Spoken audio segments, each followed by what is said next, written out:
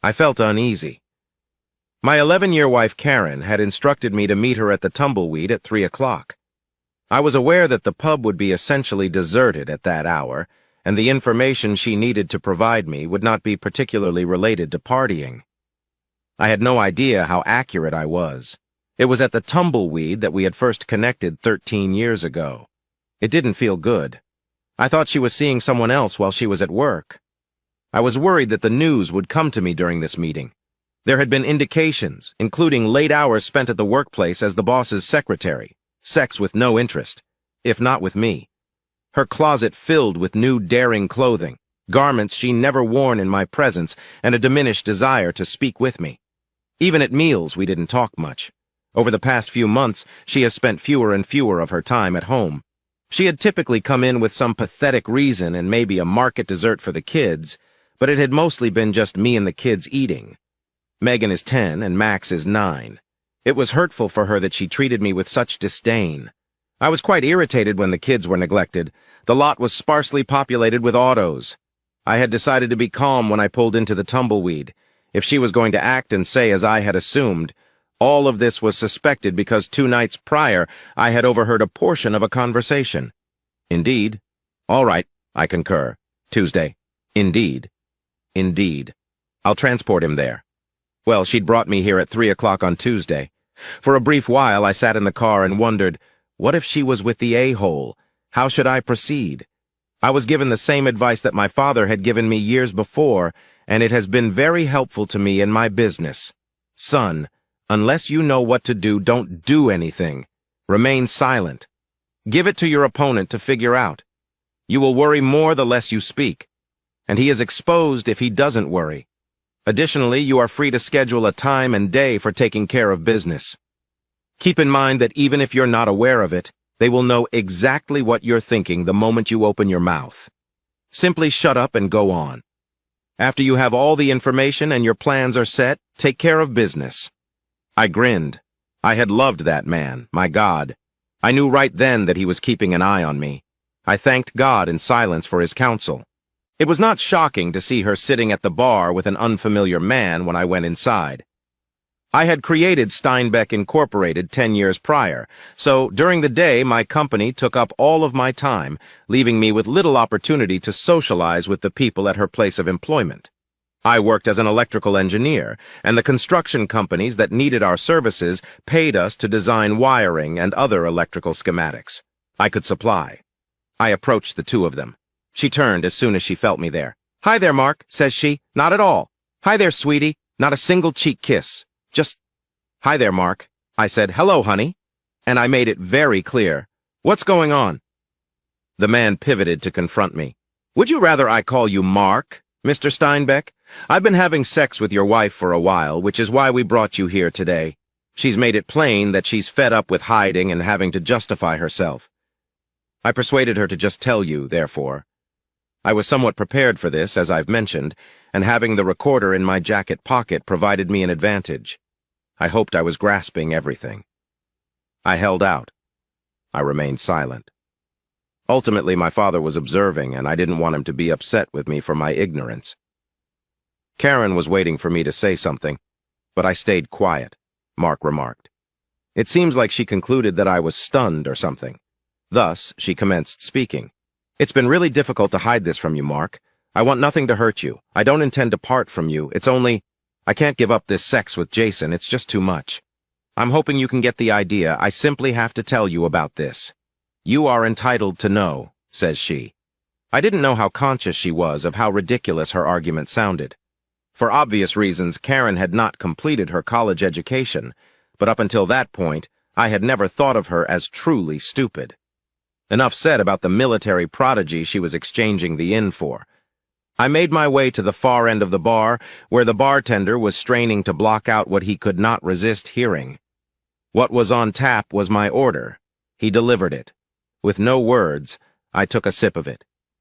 They both looked at me. Their expressions were both confused, as I could tell. I drained my beer and walked out. As I walked out of the building, I could feel their eyes following. For the first time in months, I felt wonderful. I thought I was in the lead. It could have been my imagination, but that's definitely how I felt. I headed straight home. My kids would be anticipating my arrival. I told the kids it was going to be a fantastic weekend as I laughed and gave them a kiss good morning. We headed to buy ice cream while everybody applauded. I told them about the plan I had come up with earlier that day. They would spend the weekend with their Uncle Dax and Aunt Susan. My sister and brother-in-law were cherished by them, and Sue, along with her former Army Ranger spouse, had struggled to become pregnant. As a result, Max and Megan had grown to be their favorite people on the planet. I was aware that Sue and Jack were spending the weekend at the camp, and now the children would be joining them. I would then have the opportunity. I had things to take care of that needed to be taken care of. Everything all right? The individual, according to Mark, had a remarkable ability to notice things. Honestly, not at all. I told Karen I was divorcing her. The children are unaware. I assumed he had interrupted me. His statements caught my attention. Likewise, Sue. Last Christmas, Karen actually wrote a play for me. She tried to defend herself by making a joke about it after I blew her off, but she was unable to pull it off. Not with me. Sue forced me to keep it from you. I'm sorry, I was unaware. It's all right. Just wanted to say thanks for coming to watch the kids for a few days. I need time to make sure everything is in order. Mark, let me know if you need anything at all. Regards, Beck. Though I believe I can manage this, I will keep it in mind. I have proof, but it will be messy. Furthermore, since there isn't no blame state here, nailing them shouldn't be difficult. I'm going to Henry's to start things off when I leave here. Henry Morgan was a very capable lawyer for my organization. By all accounts, he was as sharp as a razor even at the age of at least 120. Let alone in the city, he knew every judge and respectable lawyer in the state. If I caught Karen cheating, there's no way she could have remained unaware of my abilities. She had come forward with all of this, I had to assume. In order to short-circuit anything I might do if I were to accidentally uncover them, I have sex body items. Though that was incredibly flawed reasoning, the more I thought about it, the more sense it made. She was afraid that Sam Becker would find out. That's exactly what I was planning to do. Yes, Henry, that's the main thing. I had startled him by showing up at his house without warning. Just hours before, the bartender who had witnessed the strange encounter between my wife and her sex body had given me her name and the recording. All right. One day I'll have them both serve them. Are you returning home? He inquired. Indeed, I suppose that is the case. I do not want to reveal too much about her. As soon as you inform me, I'm going to throw her out. The serving has been made. All right. Malcolm is scheduled to interview the witness tomorrow and obtain his signature on an affidavit, even though Sunday is here. In this business, speed is everything. Strike them forcefully. A quick hit will leave them dumbfounded and covered in dust. I say he said every time. I enjoy this man's style of thinking in Mark. Indeed. I apologize for your marriage, particularly regarding Max and Megan. Everything you require. Regards, Henry. Thank you very much. I felt so good when I got out. I had a super badass lawyer and an ex-ranger. Point of running. I just needed to relax and wait for the inevitable to happen. Henry was instructed by me to refute whatever you said. She was going to receive nothing. He assured me that it would not be an issue with any other attorney. I was aware that I would most likely need to give her half of everything. However, Henry said that the recording demonstrated her deeds, which would provide him the advantage to destroy her in court. Everything Henry said was true. I could say it with complete certainty. As I made my way home for what might have been my final weekend with my soon-to-be ex-wife, I was feeling better and better. A strange automobile in the driveway startled me. Jason had to be the owner. It was growing ominous. I pondered whether I would have the good fortune to capture a photo or two of the couple. I parked a few homes away and approached the house as stealthily as possible. There were no lights on. As I got closer to the house, I noticed my neighbor next door bringing the trash outside to the curb. Rex worked as a police officer. I stood right next to the weird car and gave him a quick glance. He waved when he spotted me. I gave a nod. He had observed the vehicle. I was happy. It was one more person who had witnessed. I noticed the plate number of the asshole. Tomorrow I would deliver it to Henry along with Rex's name and address, and if I could, a few photos. I went into the backyard as if I was going to fetch my garbage can so I could take them outside. By then, Rex had returned, so I could try to enter covertly and take my photos. In the front room, they were. I grabbed my phone and threw them through the rear sliding glass doors. Give thanks to God for cell phones today. She was kneeling on the couch, and he was doing her from behind. I snapped a good 10 photos, put my phone away, and barged in through the sliding glass door. I was heard by them. The two turned, gave me a quick glance, and went back to their work. I made my way upstairs. The bravery. I pondered. I waited while I sat there. After hearing the front door downstairs open and close and the hall's engine roaring as he drove off, I waited around 15 minutes. After a minute or two, I headed back downstairs and made my way to the kitchen. As I walked past the downstairs bathroom, I could hear the shower running. I filled a cup with coffee and bided my time. It was going to be a fun one. She arrived and joined me 10 minutes later. "Are things going well for you?" she inquired. Her tone was gentle. I remained silent. I did nothing but sip my coffee and wait for her to offer something insightful. The fact that she didn't even consider asking worried me, following the children. I had married a different woman almost 10 years ago than this one. "We need to talk, Mark. My sister's has the children. I thought you should be aware of this. How come?" "Yes, indeed. When I arrived home, I saw they were gone." She appeared agitated. "Look now, are things going well for you? All I wanted to do was be open and truthful with you. I was not fond of moving covertly. You deserve better since you're a wonderful man. Mark, it's just sex. Just sexual. When we're together, there is nothing I will deny you. Jason is aware of this and accepts it. It was his idea, a wonderful man, to stop hiding things from you. I was powerless to resist. I'm sorry, Father. So that I may have sex with my spouse in a legal marriage, and that's all right with Jason. That's really kind of him, damn you. Mark, don't be so sarcastic. The best policy is always to be honest." She said, "You know, did she really say that?" Apparently there was an exception to the rule. She had broken her marital vows. I couldn't help but smile. It was unavoidable for me. "Mark, oh no, make a statement." She gave an order. "What words do you like me to use if I told him to call and end the conversation? Would you agree? Then there would be nothing to say. However, you were correct. Better is due to me." Even though I was giggling inside, I appeared composed and thoughtful. She answered, "You're not a cock or whatever. You are a good father and my spouse, and you have my undying love. Keep it, Karen. I'm leaving. Be not waiting on me. I needed to leave that place. Being around her was unbearable for me. On Monday, she was gone from me. Everything would be over. She would become a part of history." I follow the same route I took earlier in the day. The same bartender was working at the Tumbleweed when I returned. I scooted over to the end of the bar and sat down. It was packed now, particularly for a Tuesday evening. Pointing to the crowd, I asked the guy who was serving me a tap what was going on. "The wolves are out, and it's ladies' night." Pointing to the far corner, he nodded.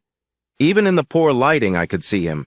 The cheater was cheating on the other cheater because Jason was flirting with one of the women. Why didn't this surprise me? Perhaps he wasn't being unfaithful to the other intruder. Perhaps the other cheater was aware of his hobbies. That was said earlier today, I heard. "If you need a witness, man." "Regards." "Perhaps I will," I stated. "A few years ago, my wife did that to me twice. Since I had no one to defend me, I was severely punished in court, but we're about to keep this place. That was something, and I suppose it would be beneficial if alimony didn't take up half of my income." For the following 4 hours, we spoke intermittently. I mentally noted that if Henry could help me solve Romeo and Juliet, I might be able to bring this scoundrel to justice. The weaklings had to band together. I was at the bar and Jason never noticed. I was able to capture some excellent pictures of him with his adorable, chubby face. If my wife truly believed she was seeing him exclusively, I would use them to prove it, but that would have to wait until after Monday's major show. I arrived at my house about 4 in the morning. The bartender Josh and I had consumed 6 cups of Joe, following closure. He was homeless and lived upstairs from the pub, so I figured given he lived alone, I was a suitable choice for late-night chats. I'm fond of the man. He was also a darn fine bartender, a huge bonus, in my opinion. I wanted to sleep in my own bed, not in the dreadful guest room, even though I was furious at Kieran. Something is special about a man in his own bed. My wife was aware of this about me. She might do it to avoid having sex upstairs and instead in the front room. I moved to be next to her. She was conscious. Her hand reached out to grab mine. I quickly laid over and went to sleep, jerking it off of me. Apparently she followed suit. I woke up to the light coming in through the gaps in the window coverings. It was getting close to 8 in the evening. The smell of frying bacon wafted into the kitchen. I got dressed, had a shower, and walked downstairs. She felt happy and content. She must have believed that everything was fine, or at the very least, that our union was not doomed. "Hello, slumberhead." I said. "Good morning? It smells nice." Yes, it did. I was famished. Even though it might be our last day together, I didn't have to be all depressed about it, even though tomorrow was the worst. However, today was going to be fantastic. It just seemed right to me. "I will be available to you every day," says she. She added that because I was being so sensible, it was a special favor to me. "Yes, indeed," she said. "And if you're good, you might get really lucky." In fact, she was laughing. I couldn't decide whether to laugh or feel nauseous. How could this witch of a wife who constantly cheats possibly believe that I would knowingly buy what she was selling? All I did was laugh back at her. Later this morning, I have to take my automobile to be serviced. I need my brakes to be replaced. Yes, I did think we may. Perhaps later. It was going to be difficult to find a method to stay away from her. Although I really didn't want to stick my wick in her, I guess I could put up with it if I had to in order to throw her off balance right before heading out to have the brake job, which was incidentally not a lie. I kept my tiny voice recorder next to the kitchen phone. That's the phone I thought she would use if she called him. I was accurate. Oh, how I adore the mystery. I returned 3 hours later. While she was emptying the trash, I grabbed the recorder and went into my office to see what might have been captured on tape. Hearing her declare her love for him hurt. Very painful. That was particularly true because I was aware of his lack of concern for her. I was so excited to show her the old pictures I had of him in his underwear from the previous evening. That would make her style less elegant. "Hello? It's me. Indeed, he left to work on the vehicle. I'm not sure, Jason. Maybe he doesn't want to. Indeed, I'll give it my best. He really does love me. Perhaps. However, all right, I recognize. All I want is to keep him close. I'm not sure. It's possible that pushing it in his face in that way was too much. I understand, but all right. All right. Goodbye. I also adore you." I was sitting in my office thinking to myself I was wed. It was awkward. I wasn't sure anymore if I should get a divorce from her. How could someone that foolish be accountable for her deeds? No. The pain was too great. Any sort of reconciliation was out of the question due to the pair's ostentatious obesity. The kids were there after that. It was obvious that she didn't care about them, not pardonable. She hadn't even woken up when I got up and left the house the following morning. It was Monday, and she and her partner would soon be facing the beginning of the end. I went to the office first to inform Beth, my secretary, that I would be unavailable for the remainder of the day. It was nice to be in charge. Henry's office was the first stop. He was reporting. His side gig as a private investigator, Malcolm, had some dirt on Romeo. Amazingly, he was married and had 6 children. And the family's money belonged to his wife, a home for a decade, older than him. It seemed that she was unaware of his infidelity. I gave Henry my most recent recording and my pics, and told him to take him down hard. That made him smile.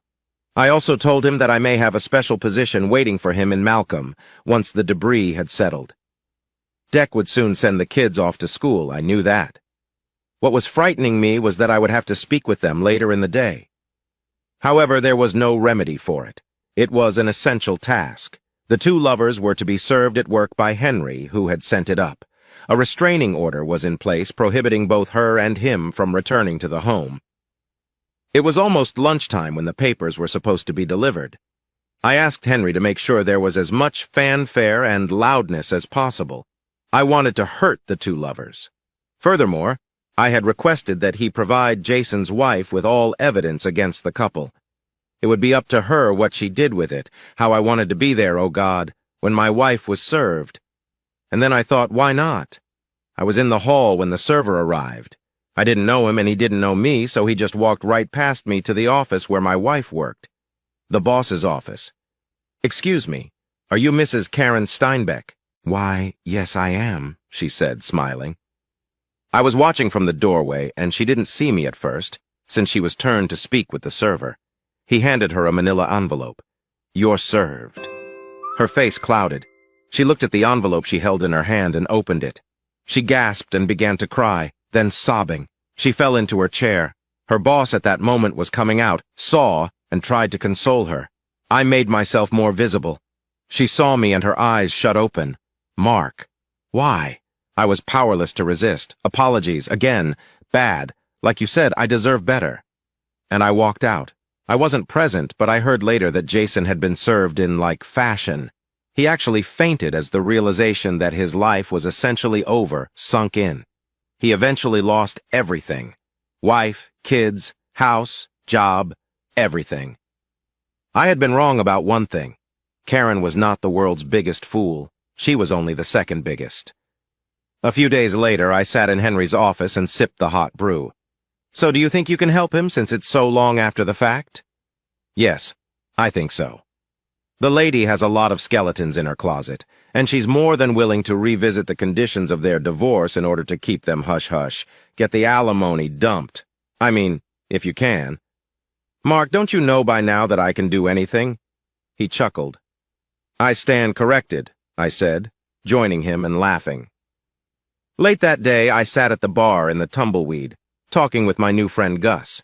If what you say is true, you will never have to pay for another tap in here again. I can't tell you how much I appreciate it, especially since she rubbed my nose in it so bad at the time. Glad I could help, I said. Karen ended up with nothing from her marriage but miracle of miracles. She was not fired. She'd been with her boss for so long that he let her indiscretion slide. This once. Jason was history as previously related. I met with Karen the day after the big show. I had something I wanted to give her. I knew I risked having to listen to her beg and plead, but this one was worth that risk. Mark, isn't there some way? I mean, the children, that was a car. I knew she was going to play, and I shot her down. You have shown no interest in the children in months, Karen. That boyfriend of yours has had your full attention. Mark. He's a good man. He's like you in so many ways. I think that's why I fell for him in the first place. He loves me too. That's why we tried so hard to make you understand. It was for you that we bare our hearts and souls. Now you have seen fit to destroy us, all of us, even the children. How could you? The tears came again. This time she had truly ticked me off, making it all my fault. God, I was mad. Mark, it's not too late. They're still on us. If you want it. I know I can make Jason see that you have has to. You'll still be my number one. You're the father of my children. How could you ever be otherwise? Jason is outside of us, not part of us. I will make you a very happy man if you only give me the chance. I was almost speechless. I couldn't even get mad. This was beyond foolish, stupid, idiotic. She genuinely believed her tribe. She needed aid. However, that was going to have to come from somewhere else. Karen, she was history to me. I visited you here today for 2 reasons. First, I will give you unlimited visiting rights with the kids, but not with your partners. I'm going to offer you some cash so you can move into a brand new starter residence, but after that, you'll be on your own. I will only provide this generously if you promise not to challenge the divorce in any manner.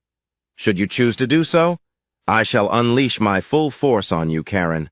You're not aware of my abilities. Have I made myself clear so far? She gazed at me. She had obviously given up on the possibility that I would accept her back and allow her to continue being the best in the world. She was only going to need assistance, as I say. These are number 2. I moved the manila folder in her direction. Please review the dates listed below the pictures. I mentioned that they were the pictures I had taken of Jason with his sly face on Saturday night. Taking them out, she just stared. However, these date back to Saturday night. His true affection is not you. You never were. He is an actor. Enjoy your life, I said. I rose. Threw a 20 on the waitress's table and walked away. As I walked out of the building, she was crying the tears of the hopeless. Second tale. You're as healthy as an ox, Mr. Moore. You have a good-to-bad ratio of 127 and a cholesterol of 127. You have clear lungs. Your PSA is in the proper place. And it reads, you've lost 5 pounds since my last visit. To put it another way, don't stop doing whatever you're doing. He smirked and replied, if all my patients were as healthy as you, I'd be out of business. So, Dr. Steve, I'm perfectly okay. Are you particularly interested in anything? Only the blood work. He took another look at the outcomes. Nothing. Nothing at all. Closing my file, he remarked. See you the following year. When she leaves, my nurse will schedule the appointment. That sure took a lot of stress off of me. The two of them won't have to do anything uninvited to give me HIV or an STD at least. As I climbed into my car and drove back to work, I told myself this. I won't have to worry about that particular issue in the future. If only I could eliminate some of the potential suspects. After 9 years of joy, I have discovered with certainty that my beautiful wife, Beth, is having an extramarital affair with one of our acquaintances. I'm preparing a retaliation against her and her screw buddy, whoever that may be. Do I have to go quickly? Not really. I have infinite time at my disposal. I now know that Beth has a terminal illness that she has infected me with, and there's no way I'm going to touch her in the future. Not with my body, anyway. How did I come to know? You inquire? She informed me. She didn't exactly say, Steve, I'm screwing so-and-so, I suppose. She carried it out much more subtly. It was around 9 o'clock in the evening. Overall, I had had a quite pleasant day, and I was experiencing a strong sense of desire. Sweethearts, I said, you want to have a little fun tonight? In my sexiest voice. Not this evening. As she opened her book, she said, all I want to do is wind down because I'm a bit exhausted. I'm able to assist you in that. What about a back and neck massage? It won't work tonight, Steve. All you want to do is strip me naked. Returning to her book, she said, you no longer have the same mood. Steve, don't I do it for you anymore? You simply don't sometimes. Placing her book on her lap, she spoke. Maybe you could get back into the swing of things if we did it more frequently than once every 2 or 3 weeks. Steve, how about it? No. Are you not understanding? Tonight I don't want you. That's how easy it is. Stunned, I just stood there. What my devoted wife had just told me shocked me. I picked up my pillow and left the bedroom. Now, how are you going to proceed? Sulk away? She fired back at me. Remain calm. I promise not to disturb you again, either now or in the future. Given that I no longer perform it for you, I'll just have to find somewhere else, I guess. As I crossed the hallway and entered the spare room, I informed her. She had called my name previously, I think. I locked the door after slamming it. I've stopped pleading with her for sex. That's okay if she decides she no longer wants me. This was a big deal in my opinion, but I tried to go to sleep. And I spent the entire night thinking about that. The following morning I came downstairs shortly before 7, exhausted and yet furious. I apologized to Steve for what I said the night before. I was not serious, I was simply exhausted. Maybe tonight we can play around. Grinning, she said, What are you doing, Beth? Slinging a bone my way. Maybe it will all blow over if I lie there and let him do me. You're pondering. Even if your body were the only one on earth, Fu, I wouldn't touch that damn thing of yours. You don't need to worry. I spat on her, I said, reaching for my briefcase. I'm not going to ask you for sex anymore. I most likely won't be home for supper this evening. It makes me ill to my stomach to look at you. And with that, I was off. Beth had to be gone. That day, after lunch, the hunter began emailing me, and she called both my business and cell phones. In order to avoid worrying about her apology, I blocked her. Over the past 6 months, she had turned into a true jerk, and I was sick of it. Approximately every 2 weeks, we had sexual relations, but only after I nearly forced her to do so. There was always an excuse, most of which weren't really good, though some were possibly. Making love to her when I got home used to be something I looked forward to. She used to only want to get it on and done with as soon as possible, but now she wanted me to establish the scene with a foot or back massage using CBD oil. I went to a nearby watering hole after having dinner by myself. I had a few beers while watching the game, and I didn't get home until much later than 11. I considered breaking in covertly, but then I thought, what the hell? When I passed their bedroom, I hadn't done anything wrong. Beth shoved the door open. How on earth have you been? Removed. How does it seem to you? Did that make her resentful again? You did not give me a call. For all I knew, you might have been laying dead in a ditch. That way, at least you wouldn't have had to worry about me grabbing at you, I said, inserting the knife and giving it 2 spins. I'm sorry, but I need to go to bed because it's late. I went to bed after slamming the door in her face. That night I slept better. Will you be present for supper this evening to show us your honor? She questioned in a nervous manner. I'm still undecided. So, how on earth will I find out then? Let me phrase it this way for you, sweetie. I'll eat here if I'm here. And I won't if I'm not. Is that pretty much it? Let me know when you're done behaving like a 2-year-old, Steve. How about you go screw yourself, Beth? Give it a minute. Most likely you're already doing that. Unless you're obtaining it from another source, I said as I fixed my gaze on her. She was competent, but not very competent. It wasn't with horror that I'd accused her of cheating when I saw that look in her eye. However, shock and amazement, like though I'd triggered a hot button online. Nearly anything is available. Upon entering surveillance equipment, 10,000 objects were displayed. I continued to refine my search until I had about 100 reasonable options. I finally located the remote security camera with recording gadget I was searching for. With the enlarged memory chip, it could record for up to 5 days longer than I would have needed, and it could accommodate up to 4 miniature cameras. After placing my order, I had it mailed the next day to my office. The tough part would come next.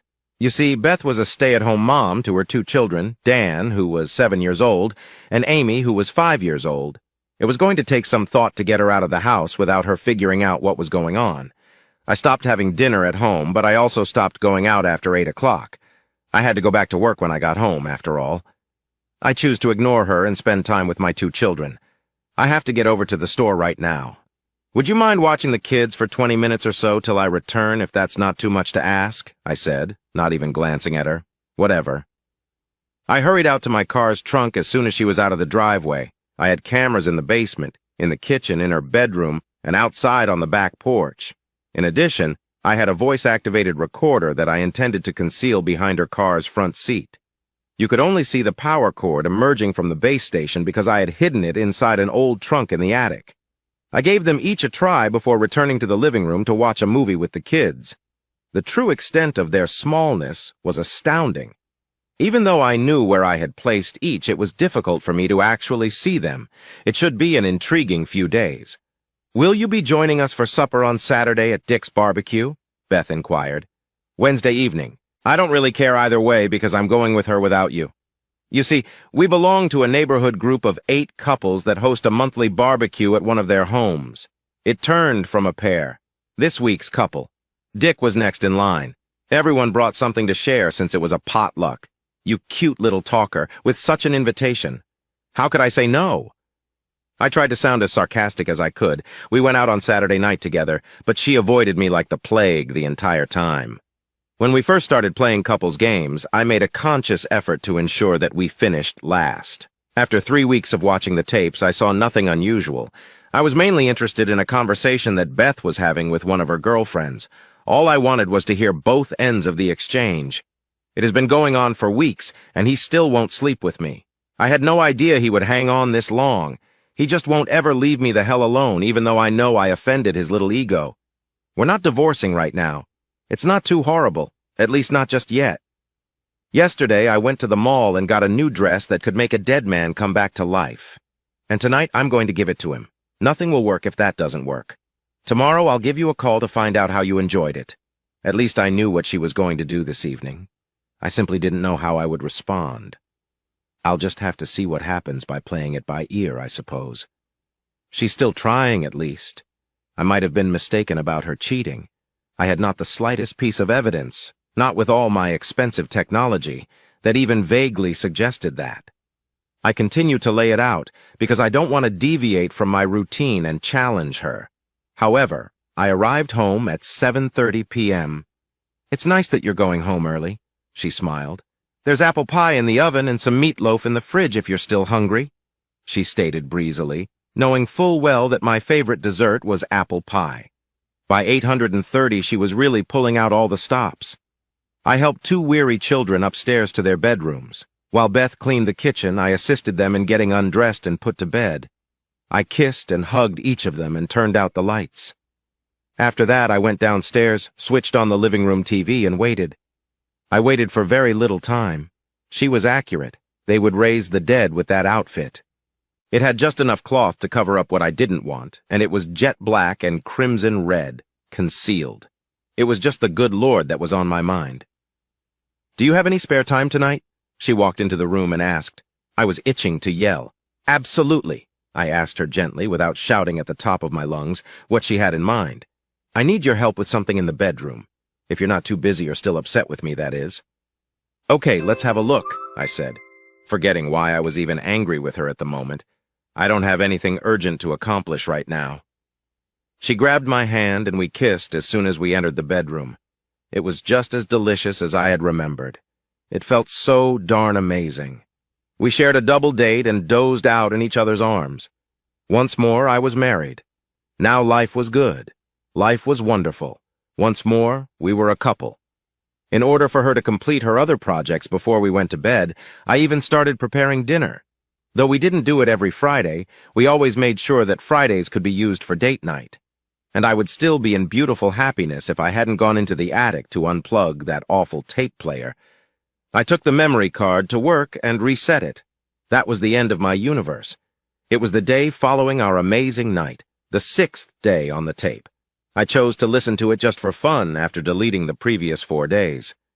I rock your world that night, Beth, and she's probably going to tell her girlfriends about it over the phone. I pumped myself up and shouted that, but what I heard was her talking to one of her girlfriends. It was with a man, someone else. I solved our issue yesterday night, though. It was really simple. Steve was unaware of what had struck him. It worked. That clothing you got me. We hadn't even reached the bedroom when I had him slobbering all over me. That night I was going to give him carte blanche. Through the phone I could hear laughter. I wanted to strangle the two of them by reaching through the tape. Remain calm. I have to taste it only once in a while, and that ought to satisfy and cheer him up. I was positive he would notice, but really it had been so long he was probably forgetting how it felt. In this way, I hope to maintain his happiness and satisfaction. She said to whoever was on the other end of the telephone, "We'll have all the time in the world. We only need to exercise caution. We do not currently need to be apprehended. You maintain your wife's happiness. I'll make my hubby content. Furthermore, we may still find plenty of time for ourselves. Perhaps we can have a little fun by sneaking away to the Saturday cookout. I adore a good challenge. All right, excuse me. The kids will be home soon and I have dinner to make. Naturally, no. The day before yesterday, I gave it to him. I'll just let him know that I'm on my period. He will never be aware." Hanging up on him in her marriage, Beth claimed. In an attempt to identify the person on the other end of the phone, I watched and listened to the tape at least 3 more times. The only certainty I had was that it was a friend of mine. That person who was hitting your wife could be called, if you could. Before I went, I at least reset everything. I reasoned to myself that I could use the little mainframe for 12 hours even without the chip. The apparatus was delivered with. "It appears that we must resume recording everything," I said, balling my fists. "I'm going to repay you in full. They will regret ever having been born." Naturally, I was clueless as to what it would be, but I had time. I wanted to enjoy the action I was going to take. Getting checked out was the first thing I did. Too much was present in the world. The first thing that came to mind was an STD. My bad luck. I will probably die from an STD that she gave me. Fortunately, that did not come to pass. My next assignment was to identify the offender on a piece of paper. I listed the 7 couples who we would always hang out with. Upon initial observation, I believed that none of them could be the culprit. These are our close companions. Both of them I've known for more than 3 years. How on earth is any one of these guys doing? My spouse? It isn't achievable. However, it was genuine. Dick and our next-door neighbors were an ordinary suburban couple. They were just entering their 30s, similar to us, and content as a pair. It might be terrible. Dick loved Beth and was arguably my best buddy. Perhaps too much, though. I began to believe that Ron and Mary were the oldest members of our group. Ron's sick heart was pushing 50 for both of them. He was not going to beat Beth. He was marked off my list by me. After that, I began to consider Sue and Carl as potential suspects. But then I recalled that they were on a trip when Beth was called. It seemed exceedingly unlikely that he was calling from the cruise ship. He was not in either.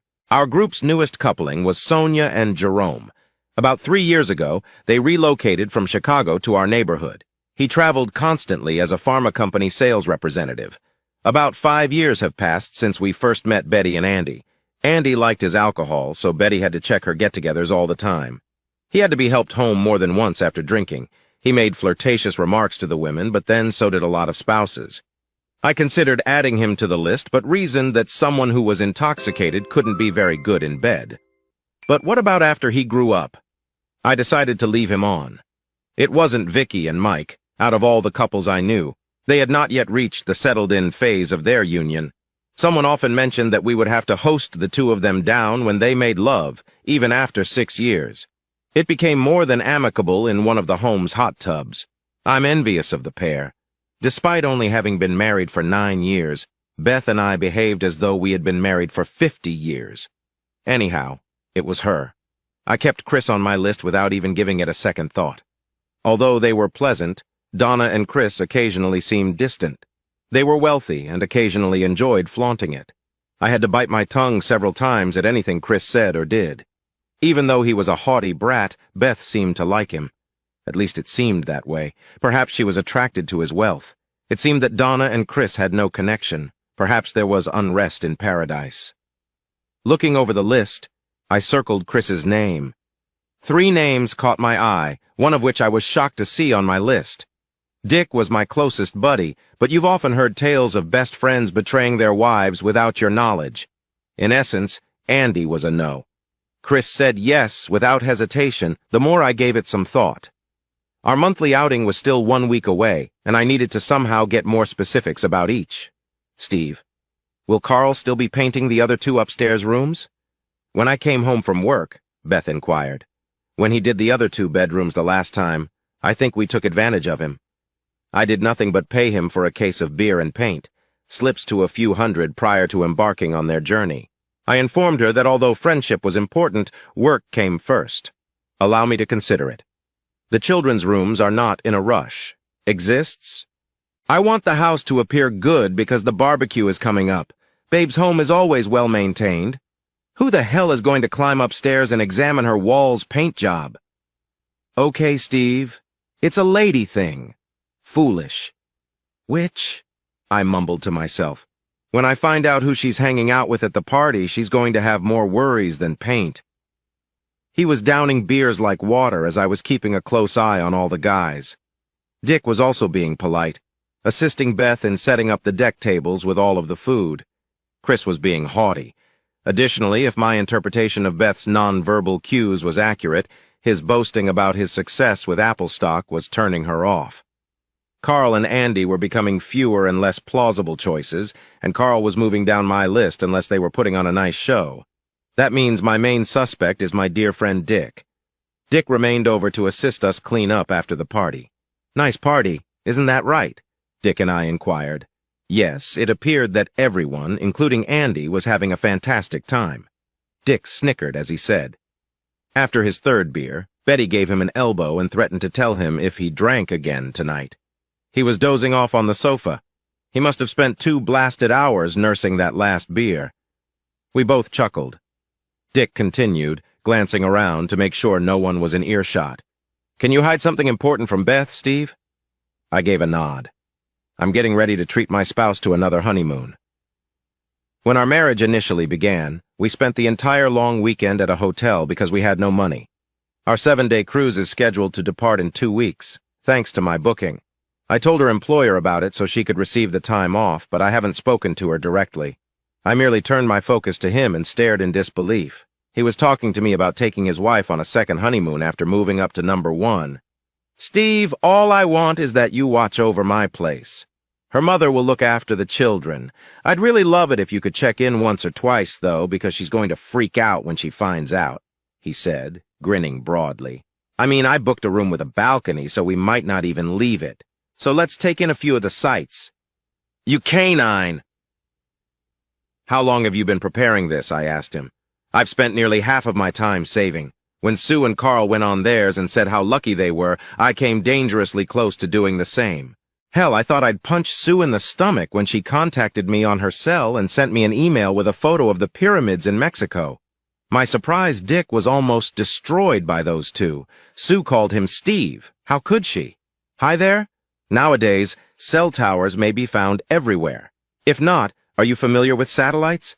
Even though it's very costly, your cell phone can now make international calls. And if you believe that I'll take any action along those lines, never rely on it. I intend to occupy my time with various activities, if that makes sense. Call me stupid, okay? As I crossed out Dick, who shouldn't have even been on the list in the first place, I thought to myself. There were only Andy and Chris who didn't appear like they would be good fits. Christ Jesus. Who the devil was Beth anyway? Roughly 3 in the morning? The next day at work, Carl, it finally dawned on me. After doing some math, I identified Carl. He set his own hours as a self-employed painter. He was free to come and go as he liked because his wife worked at an office. Beth didn't have a job, so they could hang around during the day without anyone noticing. Hell, he painted our upstairs bedroom 6 months ago. That's probably when it started, and Beth did him in her goddamn bed. Even though I wanted to shoot them in the heads, the more I considered it, the more issues I encountered. I had the kids to worry about Beth, and I didn't want to end up in jail. Upon more reflection, how about having Carl paint the final 2 rooms? The upstairs will be finished in this manner. Could you please give him a call and arrange this? But be honest with him. This time I'm going to compensate him for his labor. When I called Beth from work, I told her, Steve, while we're about it, we might even want to replace the carpet in those rooms. A single item at a time. We're not built of money, you know that.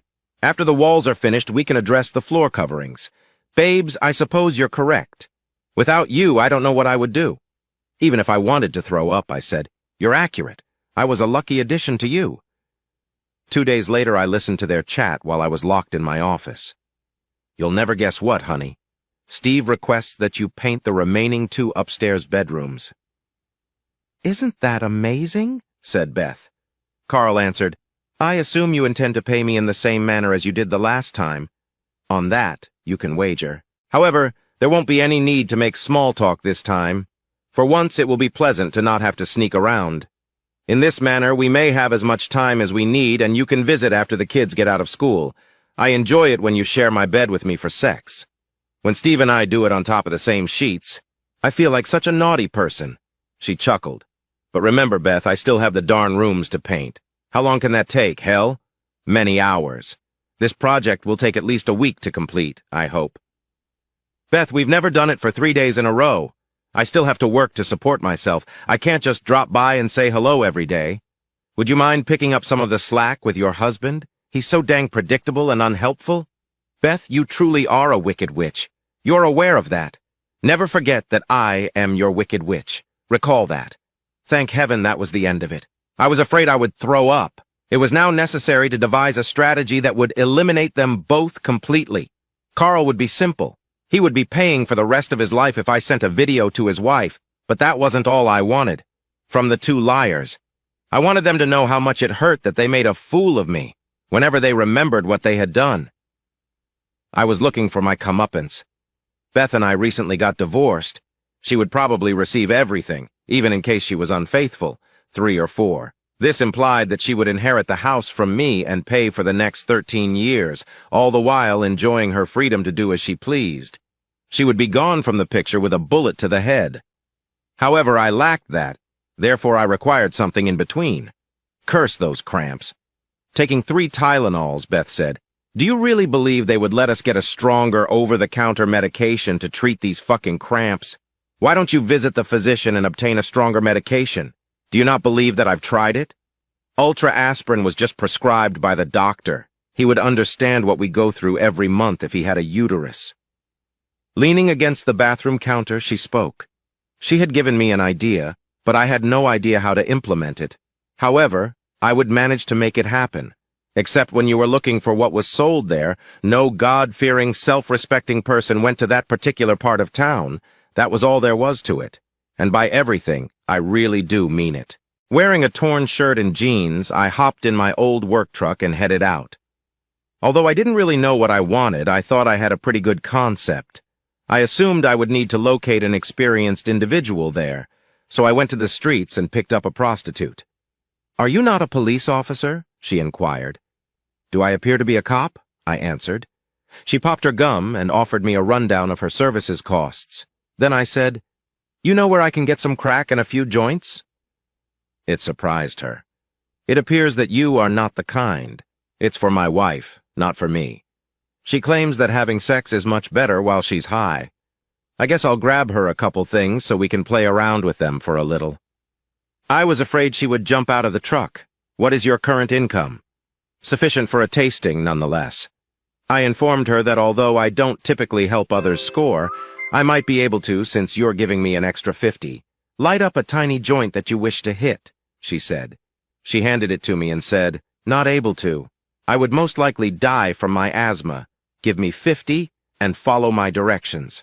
She gave instructions. I gave her 20 odd and took off. 5 minutes or so later, we arrived at the house's back. It was essentially a collapsing shack. Give me 200, then please wait. Maintain the doors locked and the windows open. Ignore anyone who approaches the window. She laughed and replied, well, man, you're on your own if he pulls out a gun. Even though I thought it was probably a major mistake, I went ahead and did it. Just move quickly, I inquired. Lover, don't worry, I won't betray you. As she left and went through the door, she said, more than once it seemed as though she had been gone for a whole hour. I was on the verge of leaving, assuming she had most likely left me when she returned via the front door. I exhaled a sigh of comfort. Sweetheart, she murmured, looking around. Drive. For police officers, I suppose. She grinned and said, I got you 3 nice rocks of crack and 3 joints. But you'll have to pay an additional $20 for it. However, you stated. I opened my mouth to say something, then changed my mind. We both received what we wanted out of the arrangement when I handed her the money she provided me to buy items. I stored everything beneath the seat in a plastic bag. I took great care when driving back to work, changed clothes and cars, and with my hoard of about $300 headed home, I planned to exact retribution on them both. I had 2 strategies in mind. I would first nail Carl, then after she felt secure, I would go grab Beth. On my way home from work on Thursday, I picked up a prepaid cell phone. I reasoned that I could catch him before he went if I arrived early enough. I knew I was in when I noticed his truck as soon as I pulled into the driveway. One of his taillights broke off, and I placed the 3 joints in a bag beneath the seat. He was talking to Beth and suckling down one of my beers as I stepped into the kitchen. Hi, friend. How is the work going? Glancing at Beth, I asked Carl if there were any obvious clues that she was tricking him. Should be finished by tonight. All I have to do is stop by Home Depot and get another can of trim paint. As he finished his beer, he said, I'll get you another one right here. Getting one for him and me, I said. Recall that this time I'm paying you with cash. Giving him $320 in bills, I said. Tomorrow I'll give you the remainder. I believe you know I'm good for it, even though I did spend part of it on the way home, I said, grinning broadly. Right before he went, we shot the breeze. I made up an excuse saying I would be back soon since I had forgotten to pick up something at the supermarket. I believe Carl left after offering his assistance. He passed me as I was walking down the street to join the main drag. 911. Which emergency do you have? The operator inquired. In my area, there's this guy driving a white pickup who sells narcotics to children. He stated he could sell his wherever he wanted to, and I told him to get out. We are currently traveling along Main Street, just past Marshall, with him in front of me. DL 5512 is his license number. It's a white Chevy with a broken right tail light, as I mentioned before. I waited after hanging up. We kept driving until I realized my idea was not going to come together.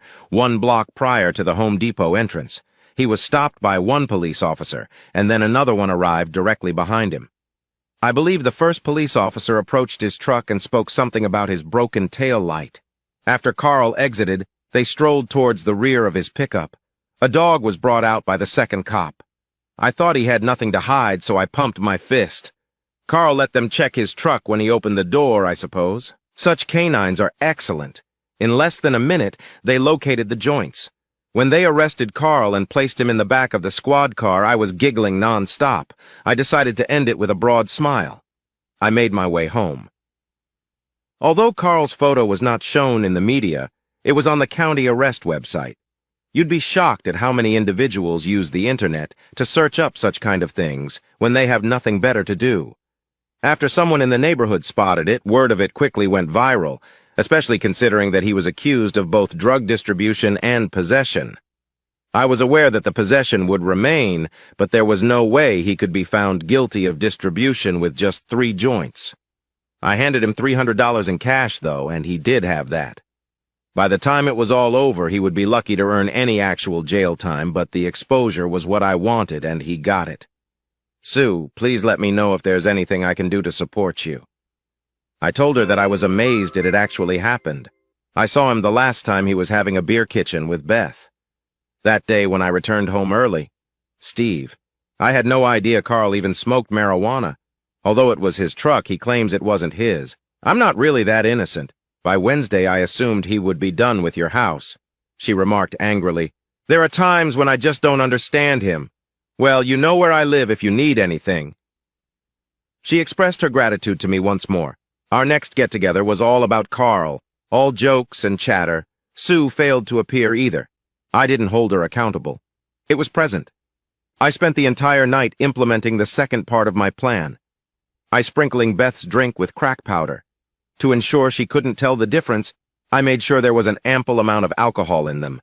She became irate when I admitted to her that I had forgotten the salad she had prepared, particularly after telling her that I was too inebriated to drive. I apologize, sweetie. Allow me to retrieve your keys and purse? Saying that, I entered Betty and Andy's bedroom, where the coats and other belongings were kept. After putting in the 2 vials containing the final 2 crack rocks, I stepped outside and handed Beth her keys and purse. You really owe me a lot for this, Steve. When we arrive home, I want a foot massage that lasts at least an hour. Grabbing her purse, she said. From Betty and Andy's, there was only one route to our home. I repeated it as soon as she pulled down the driveway. 911, which emergency do you have?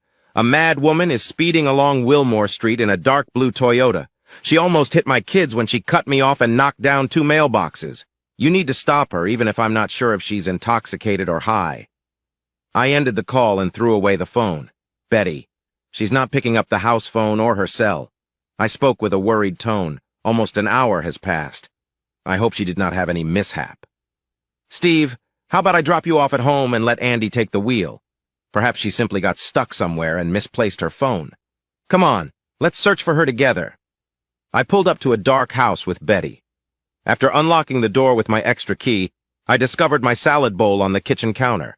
While Betty checked with Andy, I suppose she never made it home. Her answering machine's light was flashing, and I could see it. My parents sent the first message informing me that they would be picking up my kids until 9 o'clock since they were heading out to supper. Beth sent the second one. She was crying a lot and begging me to come rescue her because she had been arrested for both possession of crack cocaine and driving while intoxicated. Betty was taken into custody for cocaine possession. I don't understand, I said in my best surprised tone of voice. Beth is not a drug user.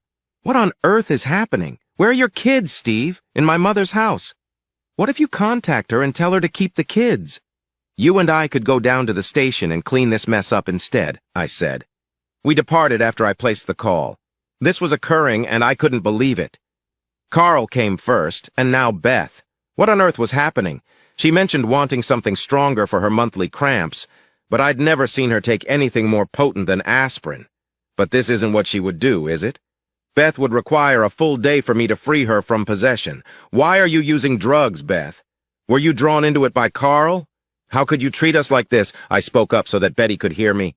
Steve, this is a grave error. I swear to you that I don't use drugs. How they got into my purse is a mystery to me. They must have been planted on me by someone. Beth, it appears that one of our pals from the party gave you a cocaine plant. Do you really think I'll believe that? You must, Steve. I'm not guilty. Until I can get the money from the bank, I won't be able to get you out. It would be best if you considered what you did and came to me with answers on Monday. I told her, sounding irate. Steve, pay attention to what I say. I abstain from drug use. You must have faith in me. Would I lie to you, do you think? Beth, you had best not be telling me lies. And there will be repercussions if you are. To get the kids from Mom's, I'm going to have Betty drive me home, and be at ease. Only Betty is aware that you are incarcerated. I left Beth sobbing. Everything was starting to come together. When my mother returned with the children, I informed her that Beth had been apprehended by the police for narcotics possession. Until I told her I was dead serious, she believed I was being funny. She has been acting strangely for some time. Perhaps there's something going on that I'm unaware of. Steve, I know Beth, I told her. There must be a major misunderstanding here. You'll discover. However, it wasn't. Observing the kids nestled away, I observed that too. I watched the tape for this week. Carl and Beth were having a serious affair, as I had surmised. I was really disturbed by the sex, especially what they were doing. However, the deceit in her disparaging me to Carl simply made the stakes bigger. There was only so much I could watch, particularly after she pleaded with him to do things that, in her words, were completely repulsive. After copying the cassette 3 times, I went to bed. Mom promised to watch the kids till Beth left. My supervisor and I had a meeting when I got to work. I told him I would probably be divorcing Beth and gave him the lowdown on the 2 states. When I took care of matters at home, he assured me that my job would still be here, so I should take all the time in the world to enjoy it. Attorneys are similar to sharks, particularly when there is a chance of bloodshed. I gave him the tape after going over everything, starting with her being taken up. I removed this from the security system at home. You can't imagine how shocked I was to discover that Beth had been using drugs as I was going through the tapes. When I discovered she was seeing someone else, Steve, the spouse of one of our close friends. It is a regular occurrence, he informed me. All I want is for it to be over with. I want custody of my children and the house, and I most definitely do not want to give that 304 who is a cheater any alimony. Remain calm. With everything you've provided, it ought to be an easy win. What do you think? What is his name? He perused his notes. Carl's spouse intends to separate from her partner. Sue and I haven't spoken, so I suppose I can inquire. Tell her that if she's interested, I'll give her a 20% discount. I have access to the same proof, and we are able to accomplish both at once. After giving his card, I promised to speak with her. I went to Beth's parents' house next. Despite the fact that their daughter was a Steve, June and Hank were decent people. How come you're here? Shouldn't you be at work or something else? June inquired. I need to spend a few minutes speaking with each of you. I handed them a copy of the tape, informed them of the arrest, and stated that I intended to divorce their daughter. Can you two go to therapy or something, Steve? You two adore one another. You'll get over this eventually. Hank begged me to listen. Examine the video and consider whether this was your spouse. Would you be able to pardon her? I am unable to, and I believe you'll concur. I also have no intention of paying her bail. $33,000 is her bail. Furthermore, I've taken money out my savings to pay for it because it was her responsibility. I want her back. Tell her. At all. I'll deliver her belongings early tomorrow morning. And if she wasn't here, that would be great. As soon as I finish. He was aware. We divided our checking and savings accounts, changed the locks, and eventually packed up her clothes. Spent the majority of the day helping Mom pick up the children from school and bring them to her home for supper. It allowed me to implement my previous plan with more time. I took up my phone and cracked open a cold one. I need to chat to you alone tonight if that's possible, Sue Steve. We're just about ready to have dinner, Steve. Sue, tonight any time will do. All I need is an hour or so of your time. What is the topic? She inquired. I don't want to talk about this over the phone, if it's okay with you. Okay. How about I make a stop over right before 8? Is that going to work? I'll be here, ready. She said she would see me later and that she had to depart. Fine. Why was it necessary for us to do it tonight? Sue Beth was arrested on Saturday night for cocaine possession.